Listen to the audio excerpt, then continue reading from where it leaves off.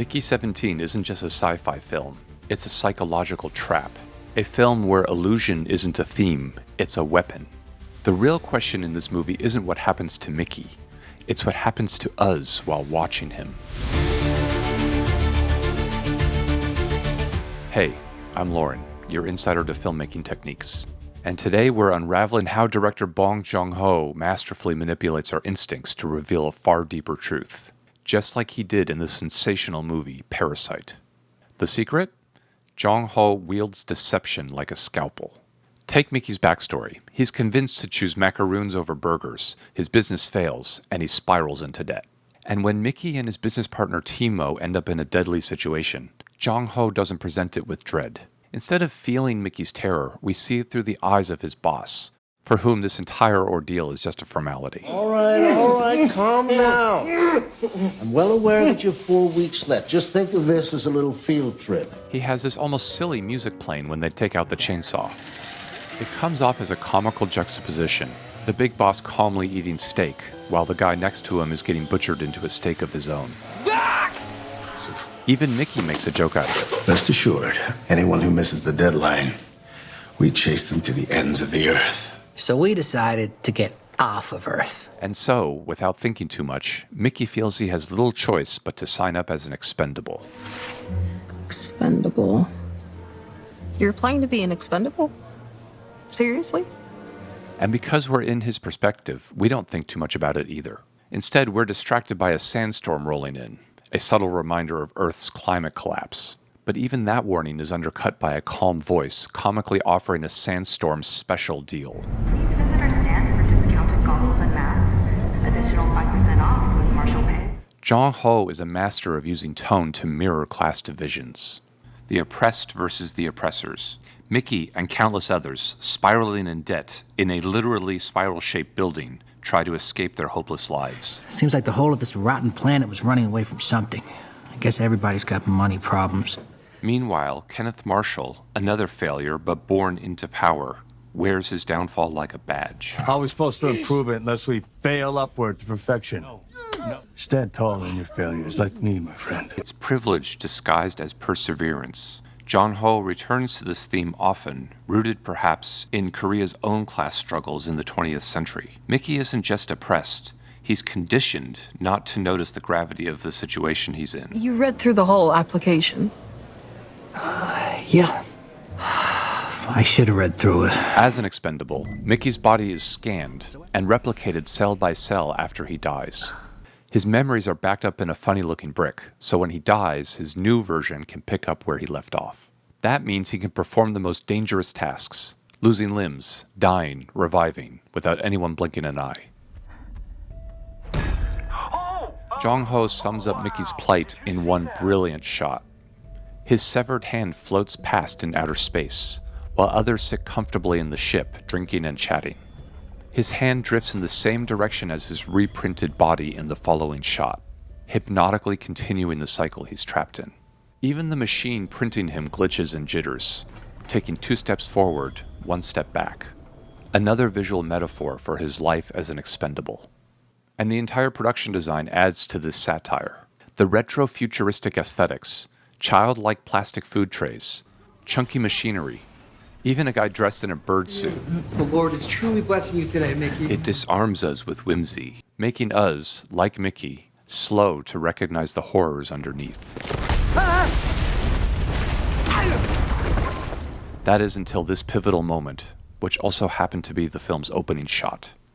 Mickey falls into this hollow ice cave, expecting to die, but he doesn't. In this opening shot, he wipes the snow from his goggles, almost as if wiping away the illusions he's been living under. And when his best friend Timo, standing above him, Hey, Mickey. a visual representation that he's in a higher class, asks him, What's it feel like to die? you can see the annoyance from Mickey's reaction. Why do people keep asking him how it feels to die? What's it like to die? What's it like, dying? Is it just curiosity? Oh, come on, just tell us. We really want to know. And why does it bother Mickey so much? It's because once he becomes an expendable, people are more interested in his death than his life. He isn't valued as a human. He's seen as a disposable tool. All the viruses. Fill every alveoli. So good? Oh, so good. Except for Nasha. A scientist on the crew, Nasha sees Mickey as a person, not a product. She's the film's moral compass, the one who resists the film's status quo, which we'll get back to later. Most well-told stories reinforce a theme from the start, drilling a message into our subconscious over and over again. But Joon-Ho does the opposite. He lulls us into buying one point of view, only to pull the rug out from under us. And nowhere is this more apparent than with the planet's native inhabitants.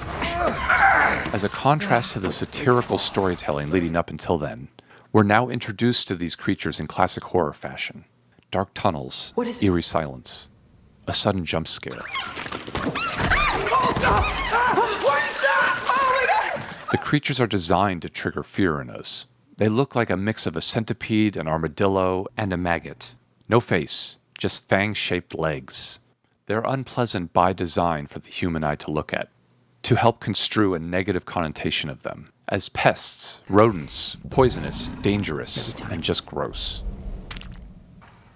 Then when Berto sees one crawling out above her, she shoots at it and cracks the ice so it collapses, crushing her to death. And so by extension, we associate that creature with her death. Later, in a somber and alerted tone, the expedition's big wealthy boss, Kenneth Marshall, watches video of the creature and declares, "They lust for human flesh. They're creepy." Oh, honey, that's perfect. You should call them creepers. I'll call them creepers. I'm calling them creepers! But this is the genius of Joon-Ho at work. The way these creatures are presented, as if we're watching a horror film, makes us feel they're creepy. And because Kenneth Marshall says they lust for human flesh, we believe him. But that, as it turns out, isn't true. It's just perceived that way. That creature may have jumped onto Berto, but it didn't make so much as a dent in her suit. No human flesh was ever even touched. And while it's perceived that the creeper led to Berto's death, it wasn't the creature that cracked the ice. It was Berto's reaction to it. Now compare the dark, scary scene you just saw with the same creatures in one of the final scenes of the film. Look how friendly it feels. The sweet, gentle piano melody plays in a cave full of sunlight, green moss, and flowers. The baby creatures scamper around, and now when they make the same high-pitched noises as before, it comes off as cute and playful. Because in reality, they are. Let's look at another example. Where am I? What's going on? When the mother creature is dragging Mickey through the cave with its tail, the atmosphere is dingy, and we have Mickey's running thoughts speaking to us. Is my meat gone bad after all that reprinting? Telling us that the only reason they're not eating him is because he's pathetic. And as they prop him out of the cave and roll him into the snowstorm, he turns back and continues the negative talk about how they rejected him for food, and worse. I'm still good meat! Ditching me out here in the middle of nowhere.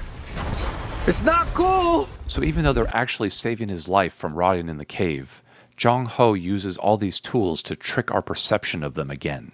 Now, not only are they creepy and harmful, they're also judgmental and cruel. And then there's the biggest trick of all.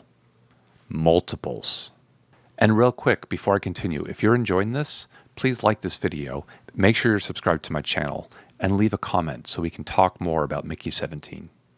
When Mickey discovers he has a clone, he panics. The film conditions us to see multiples as dangerous. Multiples? Mickey explains that they were outlawed because the very first clone was of a sociopath who used his multiple identities to almost get away with murdering homeless people. Painting clones as villains from the very start. And so it's no mistake that when Kenneth Marshall finally discovers there are two Mickeys, it's when one of them is trying to murder him. Arrest him. Multiples. So it's almost impossible for our minds to ignore the subconscious connection that's being made. Multiples are bad. But are either Mickeys suddenly bad people because there are two of them? Not at all. But we don't quite realize that until the ruse that Joon-Ho has built up the entire film starts to unravel. Filthy multiples. Oh. And Nasha is the one to call it out. Mickey was always just Mickey Barnes. Do you even understand what that means? They were just living their lives before you came in with your... She dismantles the lies we've been fed. The creepers aren't dangerous invaders. We are. You call them aliens? We're the aliens, dumbass! They would have been here before us! But Kenneth Marshall, because of his wealth and high status, gets to decide who lives and who dies. And you think you get to decide who lives and who dies? You are a dumb... By the time Mickey 17 is forced into a death match with Mickey 18, Mickey finally sees it for what it is. They'll start chopping tails as soon as they realize one of them has to outlive the other. The ruling elite pitting the lower class against each other for their own amusement. And instead of playing the game, both Mickeys go to help the native creatures. All right. They saved me. Now I save them. Look at this amazing camera shot. In order to psych out Kenneth Marshall, the creatures start running in swirling piles. And as Mickey 17 starts rotating around the same way to watch them, the camera is rotating around everyone else rotating. It's a mesmerizing turning point in the story, when the creatures outsmart Marshall not by fighting him, but by confusing his own perception on where to shoot his deadly weapon. Which one's the mama? Wait. And Mickey 18? He does the rest, shattering the illusion and ending Marshall's control for good. Mickey 17 doesn't end with a twist. It ends with a mirror. Bong Joon-Ho doesn't just ask what happens to a disposable man. He asks how easily we accept who's disposable. He hijacks our perception, tricks our emotions, Open fire! makes us fear the innocent and cheer for the machine. Until we finally ask, who built this story? And who benefits from us believing it? The native creatures aren't the monsters. The clones aren't the threat. We are. Bong Joon-Ho doesn't just challenge his characters. He challenges us to look closer, to question what we're told, and maybe to stop mistaking illusion for truth. Thanks for watching.